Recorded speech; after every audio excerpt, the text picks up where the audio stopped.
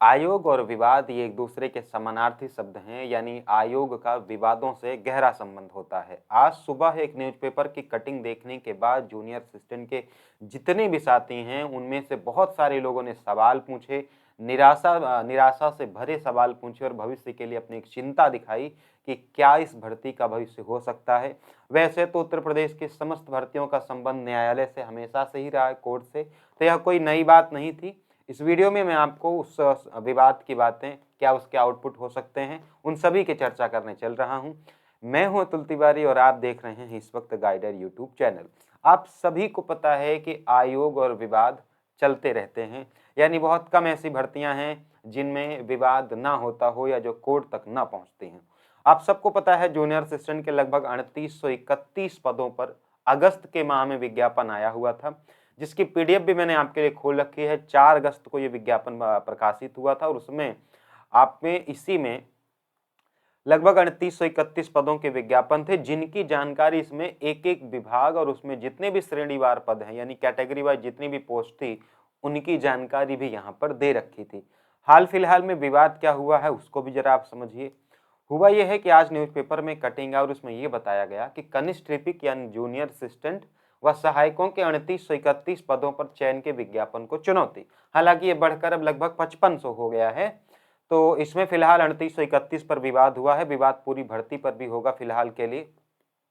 इसमें यह कहा गया है कि जो SC ST और OBC के लिए आरक्षण 21, 2 और 27% है, उसका पालन नहीं किया गया है, जिसके लिए छात्रों ने आयोग के इस को गलती मानते हुए न्यायालय यानी कोर्ट का दरवाजा खटखटाया है। उनका कहना है कि बहुत कायदे से इसका जो है मतलब कि रिजर्वेशन नहीं दिया गया है जितनी सीट्स पर होना चाहिए।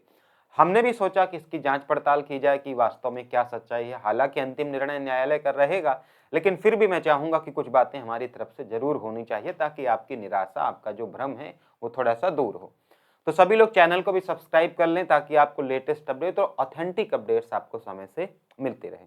हमने देखा कि अगर हम उस रिजर्वेशन को फाइनली उसी के आधार पर अगर डिस्ट्रीब्यूट करना ही चाहें, जिस आधार पर संविधान ने उनको प्रदान किया है, तो 3831 पदों में हम देखते हैं कि 1532 युवा, 804 SC के लिए, 76 पद ST के लिए और 1034 OBC के लिए और EWS के लिए 380 पद रखे जाने चाहिए थे, जिसके हिसाब से 3831 पद लगभग पहुंच जाते हैं, एक दो कम करके। लेकिन वास्तव में विज्ञापन में हुआ कि 1889 पद युवा के लिए, 770 पद SC और 83 पद ST के लिए, 763 पद OBC के लिए और 326 पद EWS के लिए आरक्षित किए गए। मामला यह है कि यहाँ पर जहाँ 1034 होना चाहिए था वहाँ 763 क्यों हैं, जहाँ पे 804 होना चाहिए था वहाँ 770 क्यों हैं। सवाल तो यह भी होना चाहिए था कि जहाँ 76 है वहाँ 83 कैसे हो गया। इनके पदों की संख्या को कम भी किया जाए। जहाँ पे 380 पद होने चाहिए थे वहाँ EWS के 326 पद ही क्यों रखे गए।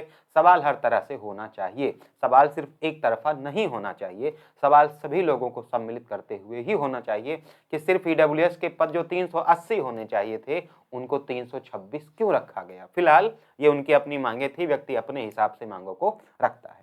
अब हम आपको बताएं कि इसमें हो क्या सकता है, क्या ये मांग जायज है या ये अतार्किक हो सकती है। देखिए, सबसे पहले तो आपको विभाग को समझना होगा। हालांकि 2 सप्ताह के अंदर आयोग से ये स्पष्टीकरण मांगा गया है इस मामले में। तो पहली बात तो ये कि आप 27% का मतलब 27% मांग मानकर ही ना चलें। अगर ऐसा है कि भाई देखो जितने भी विभाग होते हैं उन विभागों में कितने पद खाली हैं, जैसे मान लो किसी विभाग में 1000 पद हैं और उनमें पहले से मान लो कि 27%, उसमें उस विभाग के 27% लोग ओबीसी होने चाहिए फिलहाल के लिए, और उसमें अगर पहले से ओबीसी के लोग अधिक हैं तो वह विभाग ओबीसी की जो वैकेंसीज है उसको रिपोर्ट नहीं करेगा। इसको आप समझ लें। जैसे मान लीजिए कि एसटी के 76 पदों की आवश्यकता वास्तव में है, लेकिन विभाग ने यह देखा कि यहाँ पर ज्यादा पद खाली हैं, इसलिए यहाँ पे 83 पद दे दिए गए। वैसे भी इनका 2% का एक मामला है, 2% इनका आरक्षण है। अगर 804 इनके होने चाहिए थे, लेकिन उन्होंने यह भी देखा होगा कि अगर 804 पद हम भर देंगे तो जो हमारा ओवरऑल जो हमारे स्टाफ का वेटेज है 21%, वो हो सकता है कि पार हो जाए। मेरा ऐसा मानना है, मेरे आरक्षण पर बहुत ज्यादा गहरी मतलब की समझ नहीं हो सकती है कि विभागवार कैसा इनका आवंटन होता है, लेकिन मैं जो अभी तक समझता हूं, जानता हूं कि वैकेंसीज किस तरह आती हैं, वो मैंने अभी तक यही समझा हुआ है कि ओवरऑल उस विभाग में उसको जस्टिफाई किया जाता है कि जो 21% है, 2% है, 27% है और 10% है, इससे ज़्यादा उनमें भी कर्मचारी ना हो। इस 27%, इस नई भर्ती में 27% को एडजस्ट करने के लिए, नई भर्ती में, ओवरऑल नहीं, सिर्फ नई भर्ती में 27% एडजस्ट करने के लिए ओवरऑल में 27% को पार नहीं कर सकते, इसलिए भी ऐसा हो सकता है। आप इसको पुरानी जो आप लेखपाल की पहले है ना, राजस्व नहीं, राजस्व के पहले एक चकबंदी लेखपाल आई थी, उससे इसको बिल्कुल ना जोड़ें, ऐसा कोई मामला यहाँ पे नहीं है। ये आयोग बिल्कुल स्पष्टीकरण इसमें दे देगा, इसमें कोई भी ऐसा बहुत बड़ा दांव पेच नहीं होगा जिसके आधार पर विज्ञापन को चुनौती दी जा सके। फिलहाल ये न्यायालय है, वहां सभी के लिए द्वार खुले हैं, अपनी मांगे रखी जानी चाहिए। अगर आरक्षण गलत तरीके से दिया गया है या कम सीटें उसके लिए निर्धारित की गई हैं, तो निश्चित रूप से 27% किया जाना चाहिए, या 21% या 2% या 10%, जिसका जितना भी है उसका उतना उसको मिलना चाहिए, क्योंकि ये अधिकार हमारे आपके नहीं है, बल्कि संविधान प्रदत्त अधिकार हैं, और इसका निर्धारण पूर्णतया आपके जो न्यायालय हैं और आपके जो आयोग हैं वही करेंगे। फिलहाल मेरा ऐसा मानना था कि ऐसा हो सकता है कि ओवरऑल वैकेंसीज और जो विभाग हैं वहां पे इस चीजों को देखा जाता है। तो फिलहाल फ्यूचर क्या हो सकता है, तो बहुत डरने की बात नहीं है, कोई ऐसा बहुत बड़ा मामला नहीं है ना, जिसके लिए आप बहुत सारे सवाल सुबह से ही कर रहे हैं कि क्या होगा, भर्ती में क्या, भर्ती का फिर से विज्ञापन रद्द हो सकता है, ऐसा बिल्कुल भी अभी आसान नहीं है, कोई भी ऐसी बात नहीं होगी। अगर ऐसा कुछ हुआ भी, 2-4-10 सीट उधर उधर का, तो शुद्धि पत्र आ भी सकता है, लेकिन मेरे हिसाब से फिलहाल अभी ऐसा कुछ होता नहीं दिख रहा, क्योंकि आयोग, अगर इस आयोग ने ऐसा किया होगा तो निश्चित रूप से उसके पास इसके लिए जवाब होंगे, क्योंकि आयोग नहीं चाहता कि वो किसी विवाद में पड़े, और ऐसे विवाद में जिसके लिए उसी के आयोग के विज्ञापन एक बार खारिज हो चुके हैं।